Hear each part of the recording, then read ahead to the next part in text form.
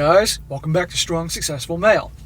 So for today, I have a pretty entertaining email that was sent from a subscriber. That's from a guy, sounds like he's probably in his late 40s, maybe very early 50s. And he's writing in to share his story from many, many years ago, how, like so many guys, he started off as the stereotypical blue pill nice guy. Got that serious girlfriend, and then got cheated on. And instead of continuing to be that guy, he went the exact opposite, 180. This guy went on a quest for revenge and turned himself into a Giga-Chad, where he was getting even with her by becoming a serial cheater, hooking up with every girl across his path. Girls were lining up for him, that type of thing. He became that guy. Problem is, as this guy completely ruined the scholarship he had in college, he ruined his grades, didn't graduate, he jeopardized his career, everything to get revenge. Revenge on her, to prove something to himself that he wasn't that guy. And fortunately, this guy eventually, you're going to see, realizes where he blew things and starts on a path to turn his life around. And now he's doing well. He married a great gal, very supportive of him.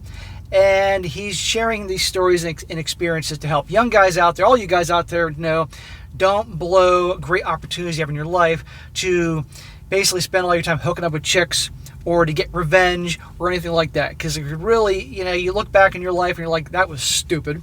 And it was stupid. But he knows this, and it's a really good story. And this guy's doing well now and looks back on these things. And so it's very important, guys. Again, like I said, in all these stories, many of which are quite entertaining and take place in different people's ages and time periods, there's always something to learn here. And the choices we make when we're young guys, late teens, early 20s, really set the course for the rest of our lives. And if you're not careful, and then you make the wrong decisions, it can take you up on a path that ain't too good. But also, guys, this story also shows you can turn things around. You can reach a point saying, I've screwed up, okay, now I'm going to turn things around. And with the help of people that care about you, you can do it and be doing well in life. So wherever you are in life now, if you know you made mistakes, you can turn things around. And you're going to see here in this story, this guy does exactly that. So this is a longer one, as you can clearly see. So this is definitely one to pause for a moment, go grab a beer from the fridge or put some popcorn in the microwave, whatever you eat, so you can enjoy this one, because this is a good one. It says, Dear Sir Smack-a-Lot. Is that my Knight of the Round Table name? Well, it's better than Troy.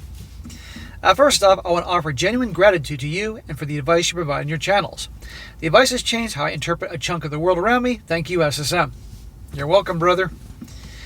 About 6 months ago, I was dealing with an escalating marital frustration. I wasn't sure if I solved the issue correctly. I experienced a moment of serendipity when I ran across your channel and started listening. Binge watching, actually. The stories, or more accurately, your advice and the viewer comments, helped me clarify my actions. You have a great bunch of people commenting. It's the genesis for my decision to write to you. There you go, guys. It ain't just me here. It's you guys as well, commenting, giving your 2 cents. Sometimes you're very informative 2 cents. Sometimes you're very hilarious 2 cents. Appreciate it. But I also started doing something I haven't done in a couple decades, which is to re-examine my misspent youth. This time through the SSM filter. And a lot of stupid decisions, consequences, and behaviors have finally started to make sense to me. I hope a re-examination of my mistakes and your take on them will provide useful to others who might be headed on similar paths. You see, I was once a Chad. Get ready to start smacking. Well, I smack Chads and I smack blue pill nice guys. I smack everybody. It didn't start out that way. I entered college with at least half the mindset of a nice guy, filled with romantic notions about women and relationships. Dude, I was the same way. I was quite eager to put someone up on the pedestal, which is weird because I was a bright student getting a full ride scholarship to my preferred university rather effortlessly. But academic success did not translate to actually having a clue to the mechanics of human behavior. It turns out I was rather dim about women, even though I felt youthfully confident in being a cynic and having it all figured out. Yeah, young people think they know everything, have it all figured out. I want to ignore the advice of people that have been around the fucking block. And you know what? I ignored a lot of shit too. And I learned, as did you. In my second semester of college, I met a beautiful older girl who was about halfway done with her engineering studies. Let us call her Haley. We hit it off and started dating exclusively within 2 months of meeting. Things progressed quickly since she was the perfect angel. Smack! No such thing, amigo. Beautiful, from a good family, and a lot of fun in bed. Okay, that's good. I was her second partner. She was my fourth, so we were both somewhat inexperienced. I guarantee you were not her second partner. Thus we confused infatuation with something more serious and engaged the I love yous very quickly. There were rainbows and puppy smiles, and we knew that a long, happy future awaited us. Yeah, let's see how that turned out. A year into this perfect relationship, Haley started an engineering internship for the summer, working and learning in a facility located about 80 miles from where we lived. We were strong and solid together, so I wasn't worried. Ha. Heard that before. And we talked every night and saw each other every other weekend. It was only a 3-month internship, so we persevered. Long distance relationships, huh? And particularly in college. And she's older than you. And then during one of my visits to see her, she brokenly confessed that she had cheated on me with one of the engineers at the company where she interned. There you go. Older guy. You were the younger boyfriend in college. Now that was fun for you. Got some older ass. That's okay then. But she's going to be more into the older guys because she's going to be getting out of there soon.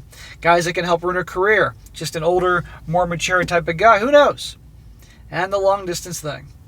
So much for the perfect girlfriend, but you had to learn. She'd been feeling lonely with me being so far away, and in a moment of weakness blew him. Be like, oh, thanks. Just the one time. Oh, okay. And she felt terribly guilty and was so sorry, and it would never happen again. I'd be like, as much as I'd be probably torn apart inside, I'd be like, you can do that 10 times a day, for all I care, we're done. I'm jealous of the men in your stories who at such a moment go numb or fall out of love. Not me. To my everlasting shame, I wept like a little bitch in front of her. Smack! I'm sure you're being torn apart inside. I felt that way too, but you can't let them see you cry, guys. If you want to go cry your eyes out in the car, at your home, or something like that, okay. It's good to let that shit out. Don't do it in front of them. We talked and cried for hours. I raised and cried and asked for details I did not need to know, instead of being smart enough to just walk away, and as you advise in so many of your videos. She kept answering my questions and crying and apologizing and redeclaring her love for me. Okay, Hoe Bag Handbook Chapter 3, Chapter 7, and Chapter 9. Someone needs to go back in time to kick my ass. Dude, you don't have the flux capacitor, you don't have the DeLorean, you can't go back in time. But you learned. You learned something now, and your story is helping other people. Exhausted by the awareness of her betrayal, by our discussion, and mostly by my manly crying, I told her that we needed to take a break from the relationship so I could think about this betrayal and decide if there was a future for us. Unfortunately for me, this was a couple decades before you created your channels, so I, of course, made absolutely the wrong decisions. I wish I had known that the opposite of love is indifference, not hate or anger. Enraged and despondent nice guys make stupid decisions, and I was at least 50% nice guy. Well, wait till you see how he does his 180. Over the next couple of weeks, I spent way too much time thinking about her betrayal and our relationship. I didn't dump her. Instead, based on my belief that I was still in love and this situation could be overcome, and with all her apologies and professions of love and promises of never repeating this, I eventually decided to reconcile and we continued the relationship. That was my nice guy half. Smack, smack, smack. Jesus H. Christ. And let's see how this turns out. But a vindictive piece of me awoke. I eventually became logical to me and that the only way the relationship was going to work is if I repaid her with interest. So I decided that if she cheated on me with one person, justice demanded that I was going to cheat on her with 3 women and we would be square. I get you were hurting. I get you wanted to make her feel the way you made her. But 2 wrongs, or in this case 3 wrongs, don't make her right. Should have ended with her and moved on and let success be the best revenge. So on the surface, it looked like we had managed to weather her betrayal. My nice guy half was still in love, while the other half of me turned feral. I started actively looking for friendly faces that would help me out on my plan. This was college in the early 90s, so no real social media presence existed that would rat me out as I sought to balance the scales of the relationship. I could party with varied groups of acquaintances and not worry about cross-contamination of information. It also helped that my mom and dad blessed me with some good genes. I was a pretty good-looking guy back then. A month or so after Haley blindsided me with the cheating confession, I met a cute, natural redhead at a party, and she became my revenge quest number one. Side note, some of what I'm writing may sound like bragging, but I write it with embarrassment. It's a litany of errors that set me back several years in professional growth and personal maturity. Imagine you're the guy who has to admit he sharded in a crowded elevator. Just like that perpetrator, admitting my mistakes is mortifying for me, and you all have to deal with the stink too, nonetheless. Bro, it's good you're looking back at your past and seeing where you fucked up and the choices you made and what came of that. And you can warn other people. Most people can't do that. So Haley and I kept dating, and her short affair was slowly fading into the past, while I kept revenge cheating. By affair partner number 6, I was fully in the swing of things and enjoying the game. So she cheated with one guy, supposedly, and you're now cheating with 6 different dudes on her. So, yeah, she hurt you and she's the a-hole, but guess what? Now you're the a-hole, Should have ended with her. And you're going to see just how much time and energy and money this dude eventually spends on his quest to be, for revenge and to be a Chad. And a lot of guys, when they get hurt so badly, a lot of times they do a 180. And it's like they have to not only prove to themselves that they're not that weak guy that was hurt so badly, but also prove to the world that. And so much energy and time and money is wasted in that. I'd forgotten I was supposed to stop there after 3 different women. But hell, I was having fun, and inflation crops up everywhere in life. I should have walked away in the first place. I should not have been pruning the tangs, but focusing on my purpose. The foolish decisions kept coming. I began to treat Haley with disdain, but she put up with it, possibly out of guilt. I partied and chased after new affair partners instead of studying. My grade point average had quickly dropped to a level where I was risking my scholarships. You dumb fuck. Seriously, now you're going to F up your school because, again, you got to prove something to yourself. I mean, it wasn't just about revenge. You probably hated the fact that you were so nice, and taking advantage like that, you had to prove to yourself that you weren't that guy. A lot of guys have done that. And I realized that by the time I succeeded with the affair partner 15, I was in Chad territory. Yeah, guess what? Chads on different ways are just as bad as blue pill nice guys. Because basically your Chads are assholes and hurt people deliberately and usually are broke and don't have much going on in their lives. Blue pill nice guys are weak bitches, let's be honest here, but at least they can have varying levels of success. You keep using the term carousel rider. What's the male equivalent of a carousel rider? Did I become the carousel? By this time, I was a bit over the relationship with Haley, although it appeared to our friends like we were just another cute and well-matched couple. I was actively neglecting her by then, and that also became a part of the game I was playing. What can I get away with, and for how long before she finally had enough and breaks up with me? What kink in bed will she agree to? More stupid decisions. Haley was very unhappy in the relationship and started becoming jealous. Maybe her subconsciousness was pointing out that something was not right, or maybe she actually knew about some of my activities and was finally reacting. Either way, I didn't care at that point. Dude, I don't blame you for being hurt initially. Of course you were, and wanting revenge, but you became way worse. You did. And I ain't cool with cheating no matter what. You should have just ended with her. But you were young, emotional, and you were very emotional. During a large party at my off-campus place, I was talking with a group of people that included a smoking hot classmate. Haley walked in the room, saw us talking, and threw down.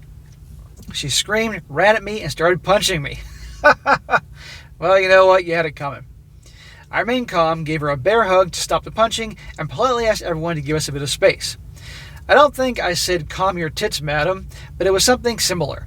I walked my girl out, told her to get in the car and not come back until she controls herself. I then rejoined the party, and that smoking hot classmate I've been talking to, we ended up enjoying a nice night in her place. So obviously now you have a reputation for being the bad boy, the asshole, and all that, and I'm sure you were loving that, but still, it didn't heal what needed to be healed deep down inside of you. No matter how many chicks you bang, being the Chad that you were, it ain't going to fix what needed to be fixed. Pretty sure she was a side quest number 30. She was very flexible, but I should have been studying for my chemistry exam. While I was off having fun with a classmate, my girl came back to the party a few hours later looking for me. I obviously wasn't there. Next day, I gaslit Haley and told her I had gone for a drive to clear my head. Instead of thinking about the future and focusing on my purpose, I was acting like a lot of the bad guys in your stories. Yeah, I noticed she stuck around. I noticed this guy's banging a lot of chicks. But it has a price. He's fucking up his future. Fucking up his scholarship. How stupid is that for some pussy and revenge? Time passed, the cheating continued. Haley graduated, and she finally decided it was time for us to break up. We separated with heartfelt promises to remain friends. Haha. And she left that state to start her first post-college job. I didn't care. I had another date. But remember Haley's name, there'd be an update at the end of the story. I kept limping around with my studies, the perpetual student, until the scholarship ran out. Found a nice job and kept going. I had enough college credits by this point to graduate with 3 degrees. Was having too much fun to actually graduate and do something with my life. Dude, you're pissed away your scholarship, pissing away time you can make something yourself to prove to yourself that you're not that weak guy that got cheated on. I partied, juggled multiple hookups, and didn't have a single relationship that lasted more than a month. My buddies from back home would occasionally visit, and I always made sure they had a great party to attend, and I got quite a few of them laid. Am I not merciful? They would return home after a satisfying weekend and would get back to their grinds of their studies, and I kept hooking up. I never actually morphed into a complete Chad by your definition. I avoided women who were dating or in relationships, and I certainly kept careful watch on protecting myself. Not just pregnancy, but I was paranoid about STDs, becoming human beings are filthy freaking animals, because human beings are filthy animals. I turned down a legion of opportunities whenever I had a feeling of sketchiness about the situation. Oh, you're telling me like raw dogging? See, I gotta go. As a result, I never caught anything worse than a cold. Dude, you're lucky. And you're lucky that some of these broads didn't get pregnant. Here's the part that I hate about myself the most. No matter how good looking you are, for a man to engage in chattery takes time, energy, and money. I wasted all 3 of those resources chasing the next S-word encounter instead of keeping to my purpose. I wasted a total of 5 years playing instead of doing something useful. The party eventually became mature, and I was all too slowly becoming disgusted and horrified by my Chad behavior, but didn't know how to change. Yeah, he admits it there. 5 years pissing away. Blew his scholarship, pissing money, time, and energy.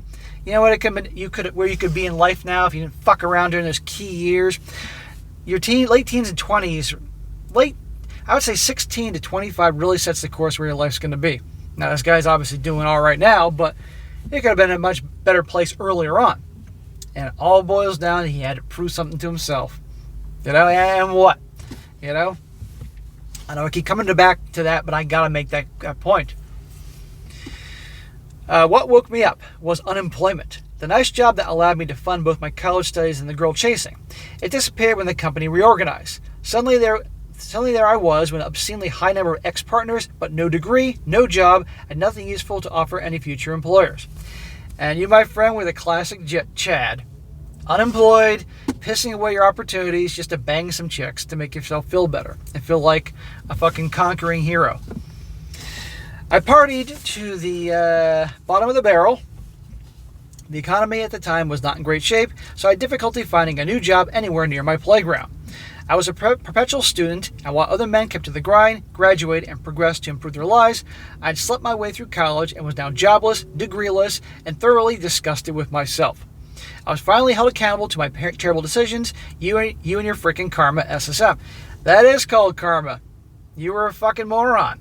And I know you know this now, and I'm not insulting you, the present you. You've learned your lesson. But I gotta make this point, so that young guys that are kind of in your shoes or go through the situation you did back then don't do the same thing. I get you were hurt that she cheated on you. That's okay. And your heart was ripped out. And you never wanted to ever feel that way again. But blowing all your opportunities to prove to her, to prove to them, to prove to yourself. It continues. The death of this semi-Chad was painful and drawn out. After a few months of kicking and screaming, I admitted it was time to start growing up and move back to my home city.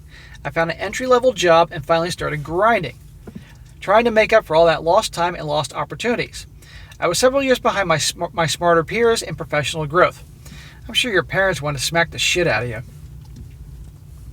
It took 2 more years for me to fully get rid of my Chad-like behaviors while I struggled to move up professionally. During this time, I felt like the entire world had passed me by and I had only one person to blame.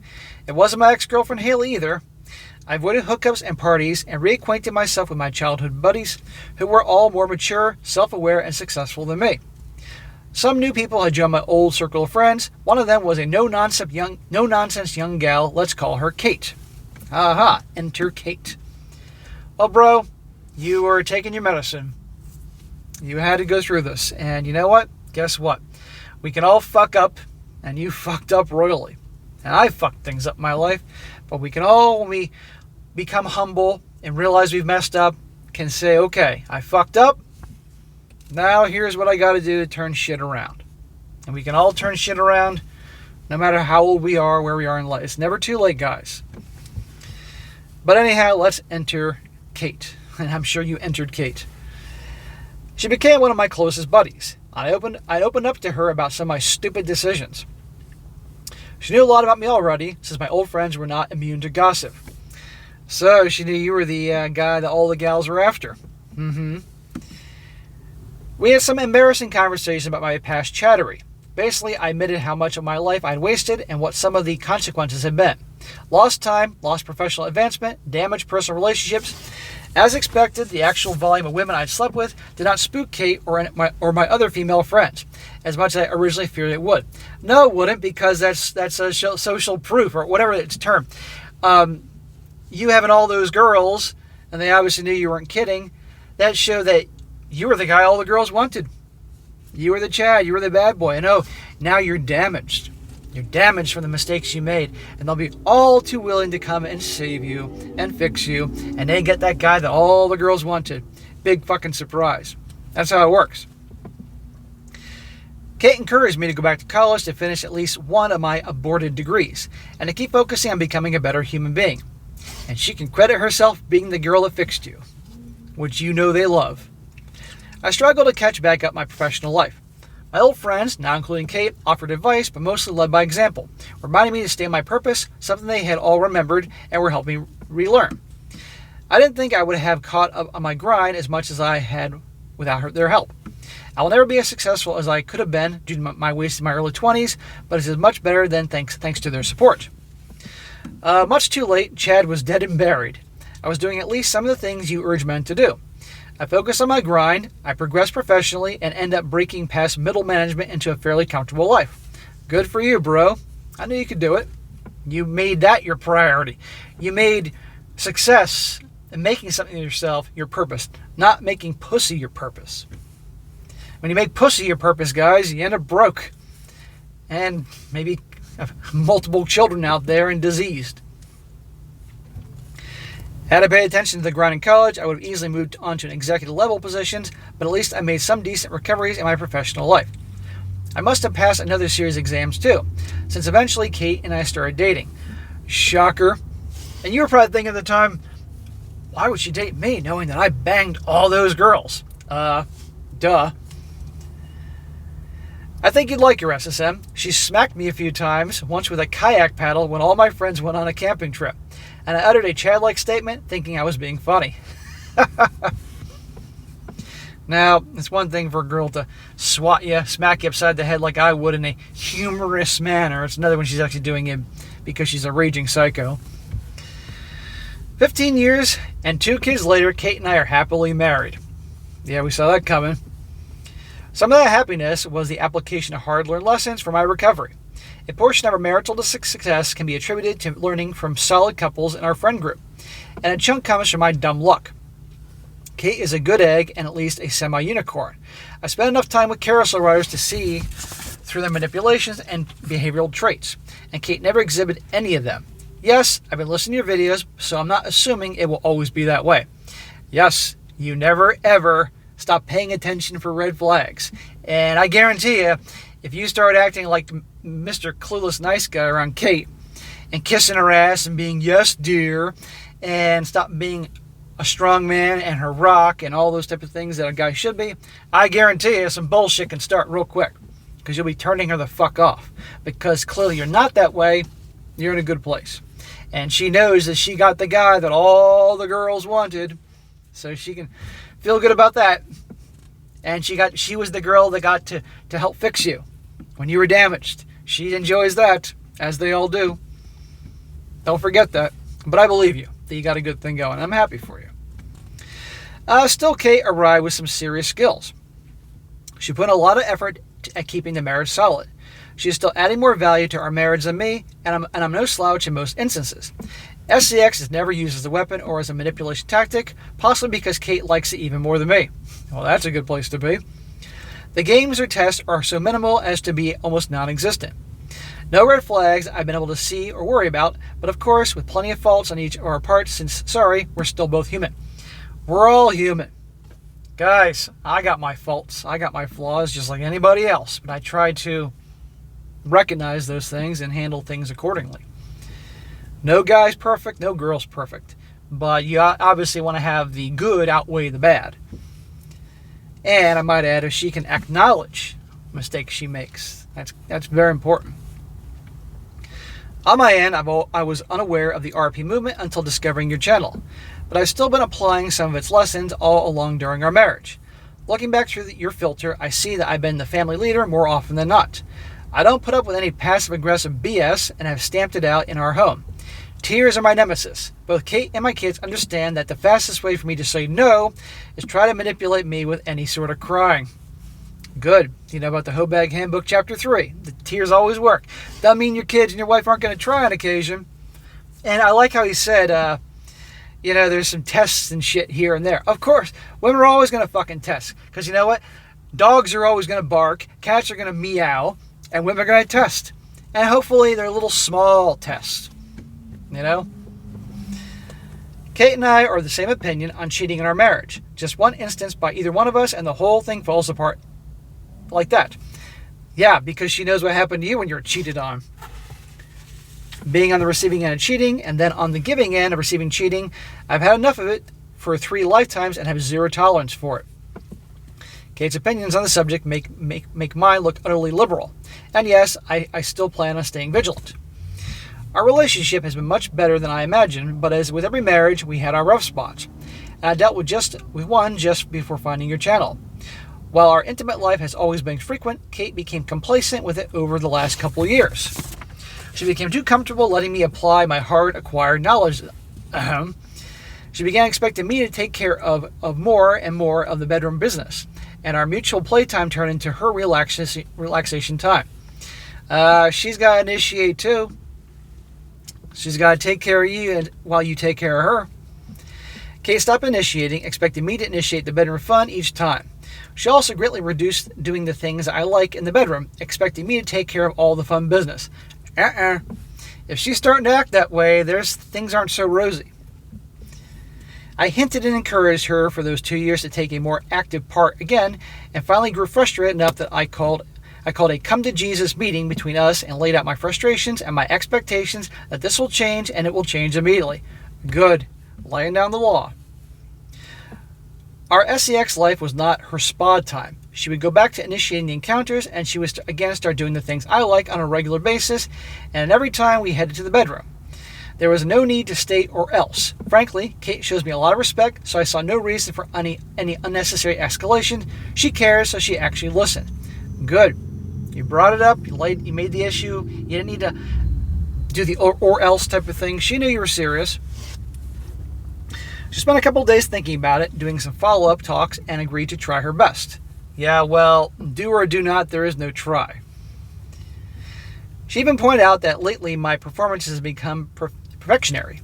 I replied that sure, if you're going to treat me like a machine to do everything, I'm at least going to be efficient and quick to get to the point. And that's when that's when exactly at the right moment your channel showed up my YouTube feed. Guys, it's always amazing how things we need just happen to come into our lives. But you have to be willing to then make use of those things coming into your lives. It's amazing. Very mysterious, this world of ours. I was immediately hooked, and before the week was out, you had already made an impact on me. As our bedroom activities returned to the fervor of the first 10 years of our marriage, I realized that Kate had her own frustrations and I had not listened to them. Aha. and it's something you frequently warn about to your subscribers about. We'll probably be having another Come to Jesus meeting soon, and this time Kate will be calling that meeting. Yeah, dude, I'm sure there are things you weren't doing, and it's important to have good communication. Otherwise, resentment builds up and everything like that. She had things to talk about with you. He says, you see, I had also grown complacent and too comfortable, but with my weight, I was 50 pounds heavier than I was when I married Kate, and I was okay with it. The sedentary lifestyle is insidious and corrupt. Kate had been asking me to get healthier for years, but I was too busy and too comfortable to do anything about it. Smack! You let yourself go physically. You can't do that, man. Number one, you can't do that for your own health. I mean, you gotta take care of yourself for your wife and kids. They want you to be around for a long time. And two, you can't go around expecting your wife or girlfriend or fiance to look hot and take care of herself when you, as a guy, let yourself go. Oh, no. All right? It's ridiculous. There are guys out there that let themselves go to shit, and they think that they expect their wives and girlfriends to exercise and stay thin and petite. That's ridiculous. So, yeah, I got no problem with her having an issue with that, especially she's been talking about it. Look, a lot of wives don't mind having their husband kind of have dad bods because it makes them feel safe that other women aren't going to take them away. But believe me, they prefer to have a guy that looks good physically and is in shape. Your frequent discussions on physical fitness and how it can both help with self-improvement and with relationship health finally got my ass moving. For the first time in a decade, I began exercising on a regular basis again. Wonderful. That was 6 months ago. Both of those Come to Jesus talks, the first I had with Kate and the second I kept just in my head, have been successful. Kate recently admitted that our play sessions are a lot more fun since I reset expectations about her initiating, participating, and doing things I like and need. In other words, telling her, taking charge, being the leader, and showing that you want things. And guess what? She's probably a gal that is attracted to a guy that's taking charge in the bedroom. My evening routine is now something much different than before I found your channel. Every day I exercise for at least an hour, weights, treadmill, elliptical, etc., all while listening to your videos. I even have a few dozen of your videos on repeat. I love the one where the hero of the story was offered an open relationship and immediately set up a date in front of his wife. That is probably the most popular video I've ever done, and the views will, on that video, explain everything. God, I'd love to have an update from that guy. Then I head upstairs for a quick shower, and a minimum of 5 times a week, Kate is waiting for me with an invitation to a different kind of exercise.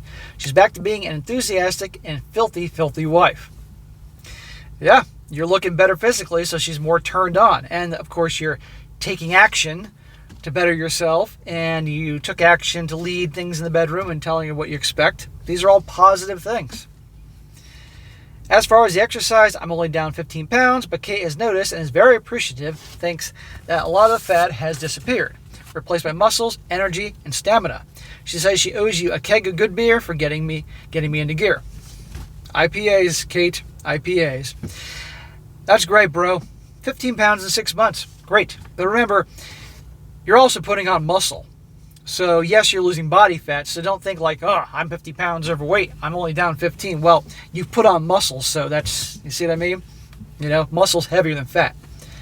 That's wonderful, man. Well, quick suggestion before I finish this up. Make sure 1 day a week you don't do any exercise whatsoever. The body must rest. And don't train the same muscles 2 days in a row. You do your exercise, particularly with weights, you work them hard, but then they have to recuperate, okay? So if you train your legs on a Monday, all legs, well, don't fucking train them on Tuesday. They got to recuperate. If Wednesday they're not sore anymore, okay. You get my point? And eat well, which I'm sure you are. I've also been using your RP lessons to review my youth, something I had not done in years, because why would I review a dumpster fire? Which at the last point of my blabbering brings us back to Haley, my first cheating love. Aha, back to Haley. Since we broke up those many years ago, her subsequent behavior has mystified me, but I was never curious enough to understand why, until I started listening to you. You see, even after we broke up, Haley kept in touch, sending updates on Facebook and occasionally calling. While I no longer gave a crap about her, I'm always up for free gossip, so I allowed it. You were talking to her on the phone after you were married? What the fuck? If I was your wife, I would take that kayak oar and clock you over the head with that one. Unless this is before you got married. I now see that the last 20 years of her life are almost platonic stereotype of the things you talk about. Once our ugly relationship ended, she very quickly met and married a really nice engineer at her new job. She even invited me to her wedding and reception. What the hell, Haley? Thanks to you, SSM, I now understand why. She quit her job, popped out 4 kids in quick succession, and became an aerobics instructor, marathon runner, and general gym nut. All bankrolled by her very nice husband, who also supported her with a big house in a great school district, private school for their kids, etc. Shocker. From her occasional updates, I gather that the husband treated her like the queen. And let me guess, she treats him like a jester. Since my wife knew of my semi-Chad history, she also started enjoying the free entertainment of Haley's occasional updates. Gave us something to chuckle about. Yes, I have no secrets, so Kate and I use the same Facebook account. And all our various passwords are shared because that's much more convenient. Good, bro. 5 years ago, out of the blue, Haley actually called me. She shouldn't be calling you, and you shouldn't be taking her calls. And even if your wife says she's okay with it, likes the gossip, that's just ridiculous. Your life is your family, not these bimbos from the past. But anyhow, Haley went on to tell me that she met a fellow marathon runner at her gym, and they've fallen in love. And she was getting a divorce so she could pursue a future with her new man. That poor dumb bastard that married her, gave her the life, and now this is how she repays him. Shocker. She then started justifying her actions to me, an almost complete stranger by now, but I cut her off. The free gossip just become too expensive. I quickly hung up, unfriended, and blocked her. About goddamn time. Kate walked in the room where I was sitting, saw the look of disgust in my face, and I quickly caught her up to speed. She just shook her head and went back to whatever she was doing. I swear I've heard the exact sequence of events on your channel a couple dozen times. A couple dozen times? I've heard this a couple thousand times. Jesus, it's the same fucking story all the time. That's why I share these. So these guys, young guys all guys, hopefully can save themselves a whole lot of pain. Thank you for everything you do, and please keep new stories coming. You've confirmed some of my own observations about life and changed my mind on a few things and opened my eyes quite a bit concerning the psychology of women and relationships. You have also reminded me that I have much to learn and must remain vigilant. And Kate already knows that if she hears laughing in the basement while I exercise, it's just my reaction to some comment you just made. Bro, great story. I'm really appreciate you writing this in. It takes a lot to admit your fuck-ups, but you can't get better without, admitting you got a problem, And I don't need to rehash everything. You all know where he went wrong and everything like that. But I'm glad that you got back on track and you turned your life around and you started making the most of your potential. Yeah, you could have been a lot further in life, but at the end of the day, what happened. And you married a gal that obviously no relationship or marriage doesn't have its ups and downs, okay? And I'm really happy for you that you have a wife that believes in communication and you can talk about things and then reset things and move forward. So that's great. And I'm glad she would talk to you and gave you say what she had to say, plus with me, to get your butt back in shape and losing the weight and getting in good shape. Good for you. I'm sure she's very proud of you, not to mention attracted to you physically. And I guarantee it isn't just the muscles and how you transformed your body that she's attracted to. She's also attracted to your drive, going for it, bettering yourselves. Women love that shit because most guys don't do shit to achieve anything in their lives or better themselves, especially after a certain age. So good for you. And I'm glad you got a good thing going with her. Keep doing what you're doing and be a good husband, be loyal, loving, and all that. But never forget the lessons you have on here. And Kate, if you're watching, I want that keg of IPAs. All right, guys, that's it for today. Be sure to comment down below. Let me know what you think about this. And guys, you got a great story to share, email me. strongsuccessfulmale@gmail.com. Just give me some time to get to it, and I will when I get the chance. And be sure to like the video, share with your friends, and subscribe. And I'll catch you next time.